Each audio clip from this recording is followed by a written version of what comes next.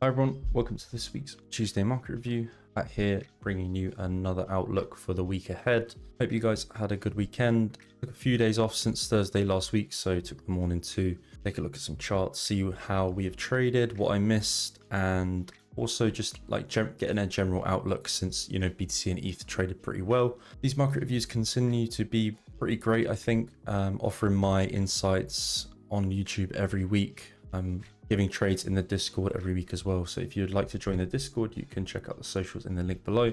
This trade we played out last week. Took the trade on Tuesday last week and gave it in the Tuesday market review as well. So if you caught this as well with me, then congrats. But I'll throw up the trade on screen now and the profits that we gained. That was the position that we took. And yeah, looking great.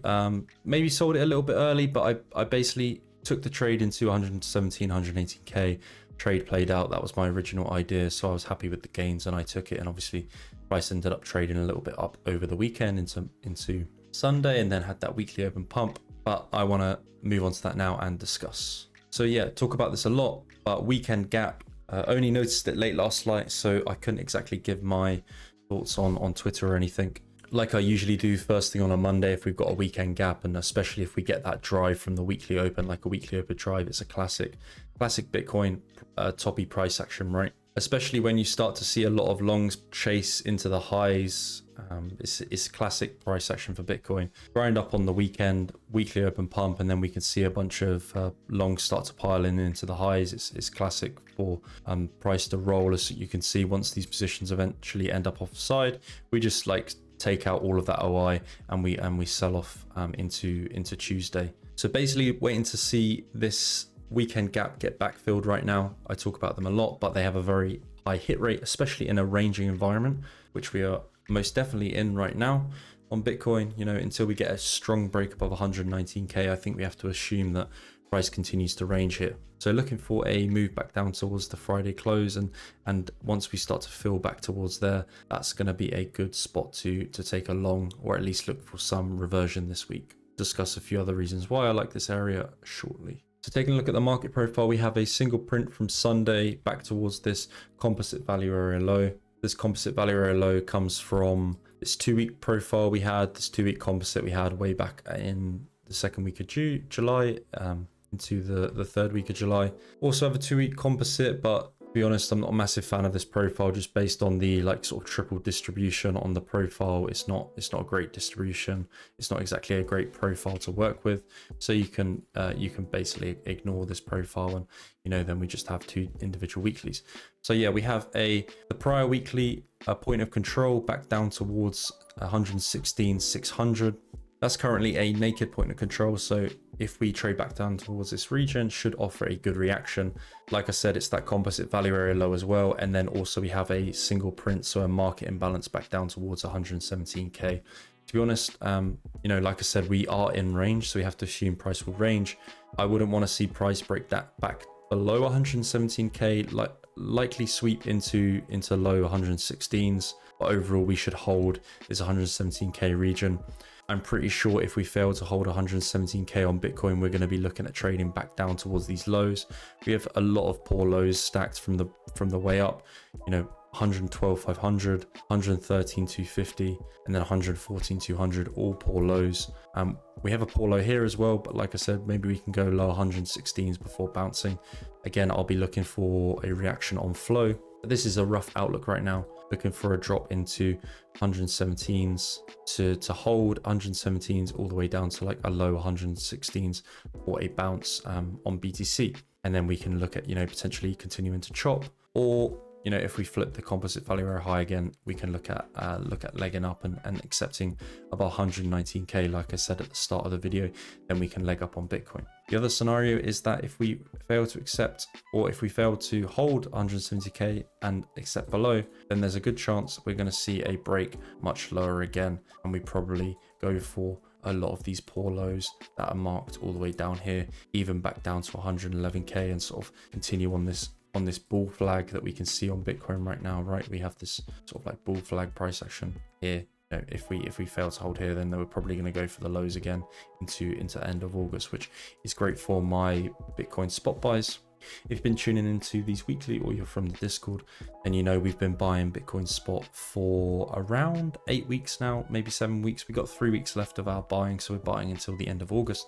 Again, I'll put a picture on screen now. These are my current buys for Bitcoin. Missed a few days over the last weekend because I was away. I was taking some time off from looking at the markets, so I'm back on my TWAP buys this week, and I'll be buying till the end of August and then decide how I want to hold this trade, maybe close it, or even continue to add it into end of September into Q4. So now we got a rough outlook out the way. You know, like I said, back towards Friday close, looking at trading back towards 117k. Again, this is a really important place. We could also be looking at taking a short towards 120k, which brings me to today's events. So today we have CPI.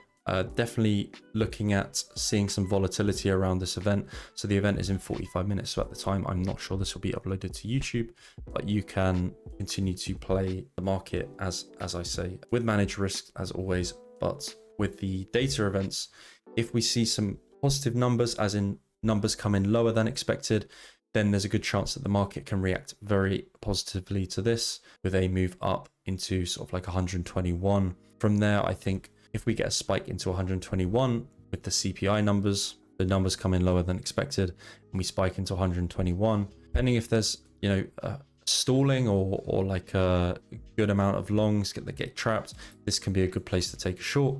Equally, if the numbers come in higher than expected and, you know, they don't, and the numbers are poor, then we'll probably get that drop lower and that moved into that 116k area that I was just discussing, 117 to 116, which is where we should look for some mean reversion and a bounce, right? You know, assume that we are back in range for now until we get a strong break above 119k.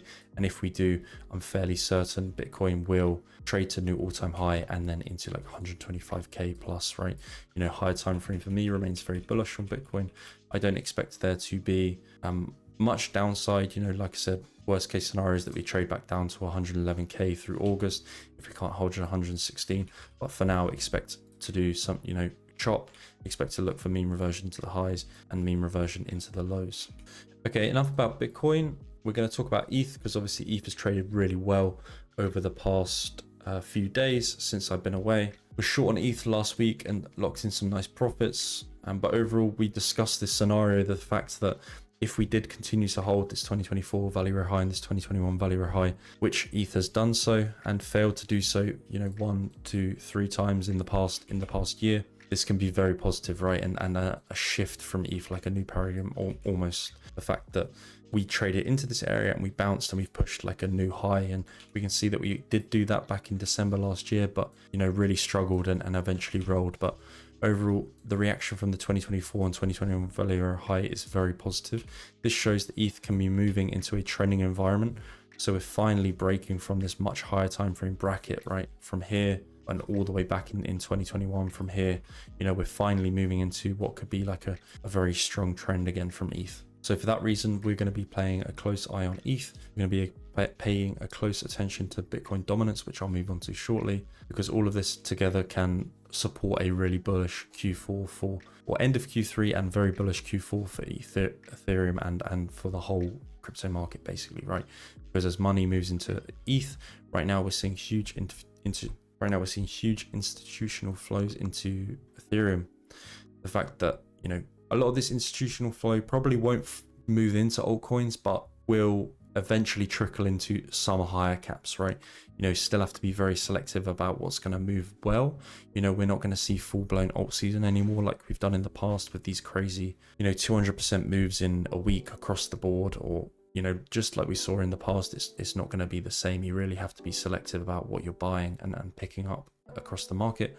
But eventually, if everything falls into place correctly, then we can see a very nice period from altcoins, especially if ETH continues to move onto a tear higher.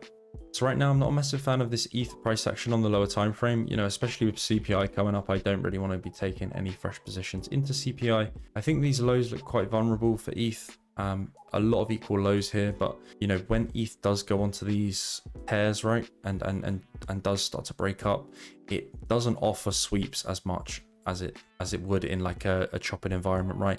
It often leaves lows like built up like this, like this, like similar to what Bitcoin does, right? ETH is just 10 times worse at doing that and doesn't offer you such clean sweeps unless we have like some sort of volatility event, for example, like CPI. Let's say CPI numbers come in higher than expected, then we can most definitely see a breakdown from ETH and a sweep into like 4100s. If we did get that, I think this is going to be a really good place to look for a long. We have the Q4 2021 VWAP at 20 at 4,080. Then we also have the prior weekly value area high here, which last week ETH was trading above. If we're to continue to trade in the very strong trending environment, then we should hold the prior weekly value area high and continue to move up from there. Then we also got the developing monthly value area high, which we're trading above as well. But overall, from a trend perspective, we should continue to hold 4100s on ETH. And if we sweep into there, then maybe like all these highs, we swept these 2024 value area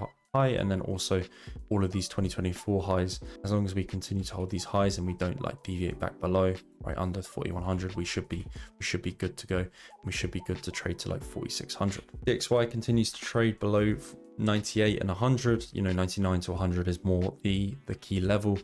I've discussed this a lot, but as long as the DXY is trading under 100, I expect the crypto market to continue to perform very well. We had a bit of a sell-off recently, but that was likely delayed to the DXY bottom we had back in July, and usually it is quite delayed. So if the dollar starts to roll, then probably going to be looking at continuation from crypto. But overall, I expect the market to continue to trade high as long as dollars sits below 99 to 100.